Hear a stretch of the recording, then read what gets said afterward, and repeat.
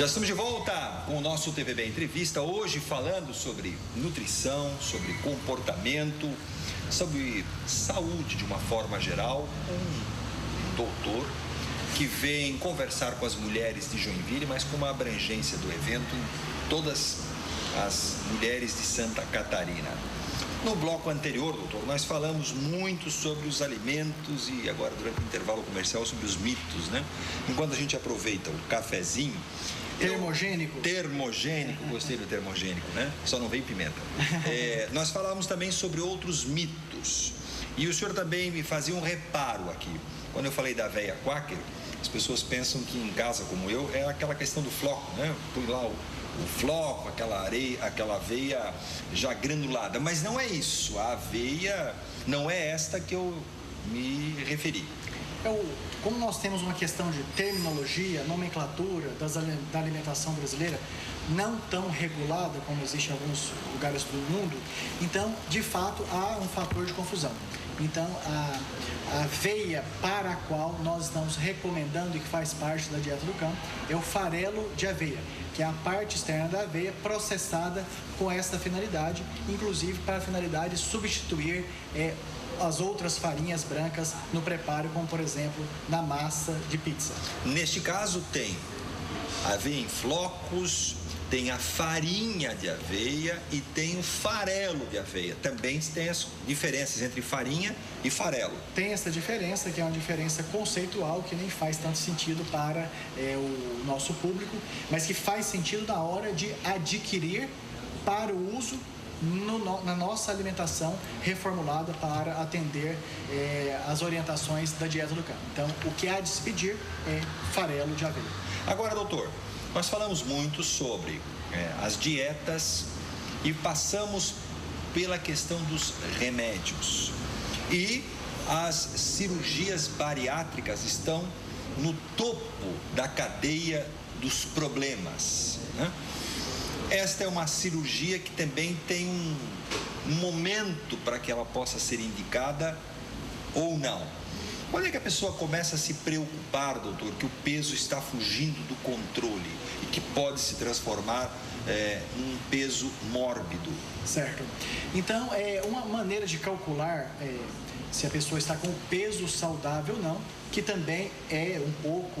tem as suas polêmicas, mas que é bastante usada, tanto por médicos como por nutricionistas, é o índice de massa corporal, que é uma relação do peso em quilogramas dividido pela altura em metros ao quadrado, em que esse valor até 25 seria saudável, de 25 a 30... Vamos repetir essa fórmula, doutor, do IMC.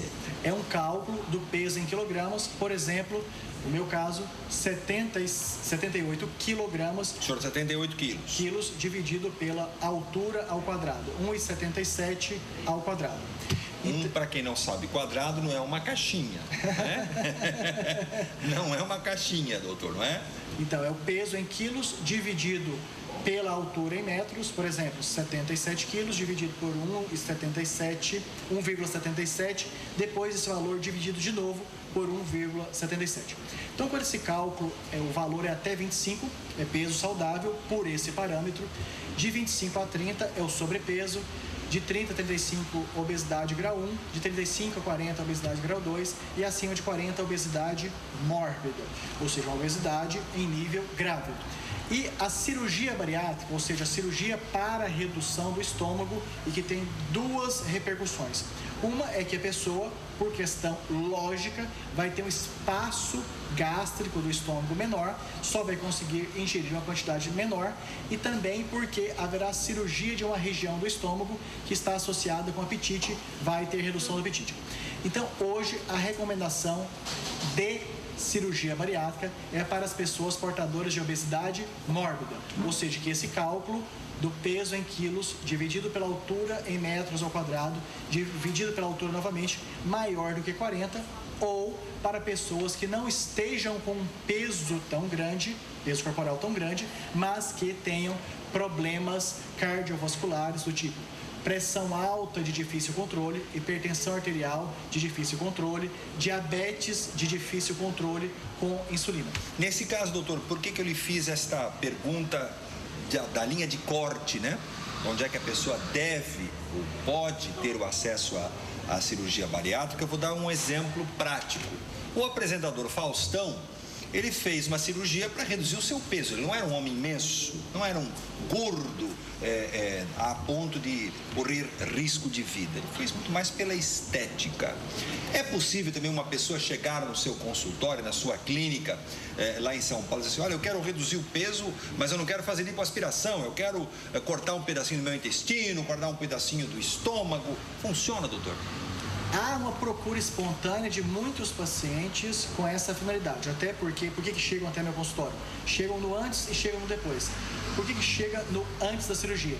Porque uma das recomendações, principalmente para as operadoras e planos de seguro de saúde, é que a autorização da cirurgia precisa antes ter uma avaliação psicológica e psiquiátrica. Certo. Então, para ver se a pessoa não está delirando, se a pessoa depois não vai mudar, não é? Tem esse perfil de antes, e eu recebo também pacientes que depois da cirurgia precisaram dos nossos serviços, tanto de psiquiatria como de nutrologia, pelas repercussões negativas em função desta cirurgia. Agora, o que chama bastante atenção, nós tivemos hoje, inclusive, uma discussão interna em que teve conosco uma pessoa que emagreceu 70 quilos através do uso da metodologia da dieta do campo. Ou seja, 70 quilos? 70 quilos. Então, essa redução de peso que essa pessoa teve corresponde a uma redução de peso para cirurgia bariátrica. Claro. Ou seja, a cirurgia bariátrica, ela realmente, os números são crescentes por um motivo óbvio, que tem mais pessoas portadoras de obesidade mórbida com necessidade de cirurgia. E há também, que talvez é um dos motivos da pergunta, infelizmente, algum nível de abuso, tanto da busca do paciente para essa cirurgia, como do aceite de alguns profissionais em realizá-la. Nesse caso da estética?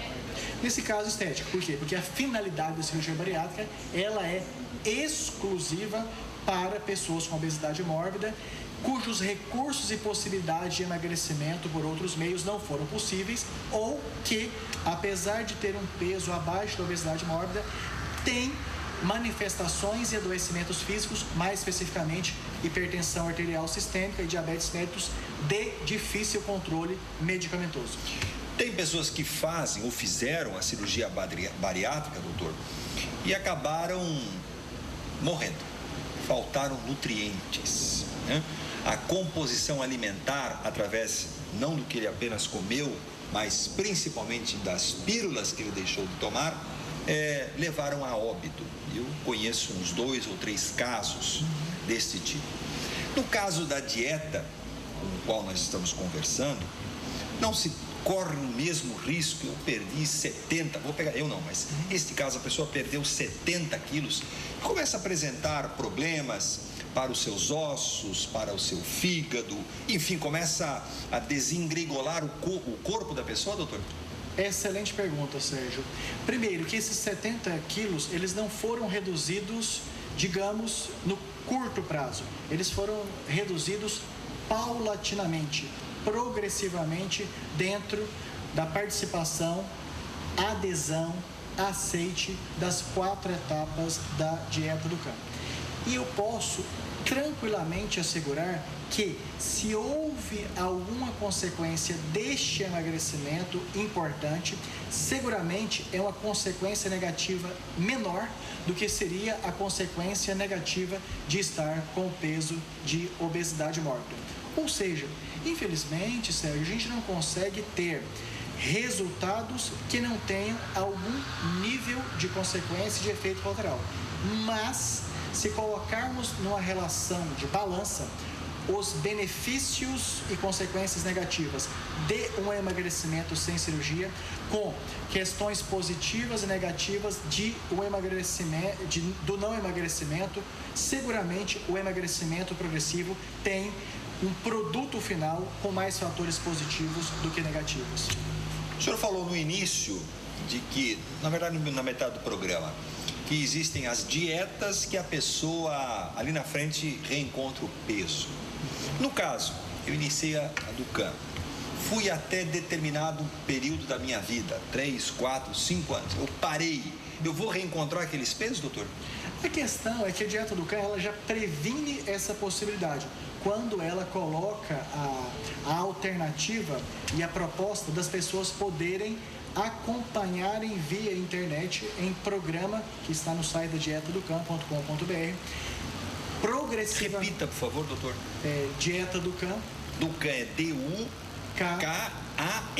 Isso. De nada. dietadocan.com.br, em que há a possibilidade da pessoa longitudinalmente, por longos períodos, seguir em acompanhamento, tendo tanto as informações qualificadas para o perfil daquela pessoa, que ela recebe diariamente, e ainda mais a possibilidade do suporte via internet com competentes nutricionistas.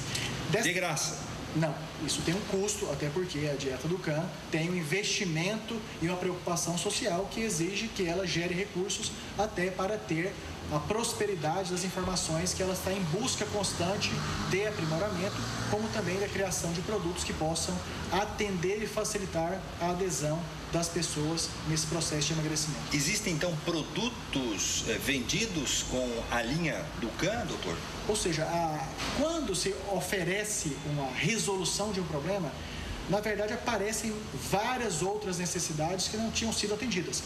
Então, a Dieta do Can, até para a customização para a população brasileira, que ela é de origem francesa, ela produziu através de pesquisas e com a industrialização de alimentos que estão também no site da dietadocan.com.br, que facilitam especialmente tirar aquela objeção das pessoas de que é muito mais fácil trazer o alimento pronto da rua do que ter que prepará-lo em casa. Não há dúvida. Hoje em dia, mesmo com dificuldades da nossa agenda, horário, corrido, ninguém quase mais volta para almoçar em casa. O almoço em família hoje é muito raro, né, doutor? Então, criou-se essa possibilidade de ofertar os produtos que possam ser preparados com mais rapidez em casa. Como, por exemplo, a preparação de panquecas. E também, voltando à questão do farelo, há também disponível para comercialização no site o farelo de aveia e não a aveia e nem a aveia quaker. Agora, doutor, refeição matinal ouro, refeição do meio-dia prata e refeição à noite bronze.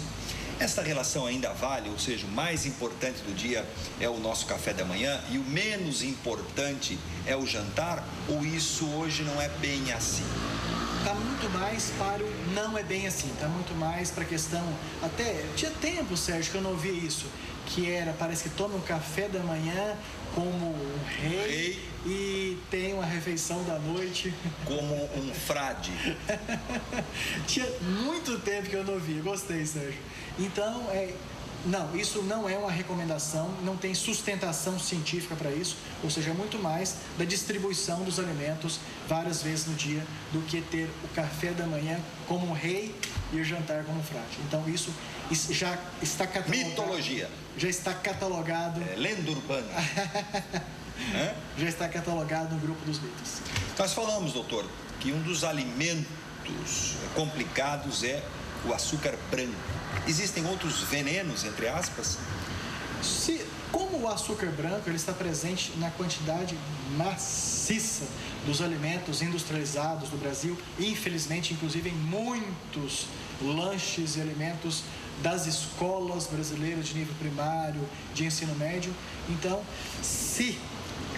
buscando e conseguindo trazer pessoas para evitarem esse tipo de alimentação baseada no açúcar, já teremos feito um grande papel social. O sódio, o sal, também para muitas pessoas é um problema. A gente sempre alia a questão do sal com a pressão alta, mas não é assim, doutor. O sal tem outras repercussões, ou o sódio. Ok, então o sal isso já está dentre aquelas que você chama de conhecimento do senso comum, está muito mais no problema da quantidade do que do não uso, ou seja, o sal é um tempero óbvio e dele inclusive nós temos a necessidade, suprimos a nossa necessidade de iodo diária. Então, a questão do sal há uma preocupação maior restritiva para as pessoas portadoras de hipertensão arterial e de insuficiência renal. Mas esse não é das substâncias mais, digamos, demonizadas da alimentação. Eu cheguei a um extremo não, mas eu comecei a prestar atenção em algumas embalagens, em alguns rótulos. Por exemplo, água mineral tem sal ou sódio, que é uma coisa que eu não imaginava, né? Não tem açúcar, mas tem sódio. Aí tem o refrigerante e tudo você vai agregando, né? Sódio ao final do dia com um nível muito acima do que seria o ideal, certo, doutor? De fato, nós tem pesquisas várias demonstrando isso, que nós somos dos consumidores mundiais maiores quantitativos de sal. Então, mais uma vez... No Brasil, isso? No Brasil. Há uma dificuldade educacional em relação à quantidade, mas não de desqualificarmos esse elemento da nossa alimentação. Até porque o sal é o sal da terra, né? Isso é bíblico. Daqui a pouquinho eu volto, depois de um breve intervalo, com o último bloco do nosso TVB Entrevista. É um instante só. Eu vou tomar a minha água dentro da recomendação da dieta. É um instante só.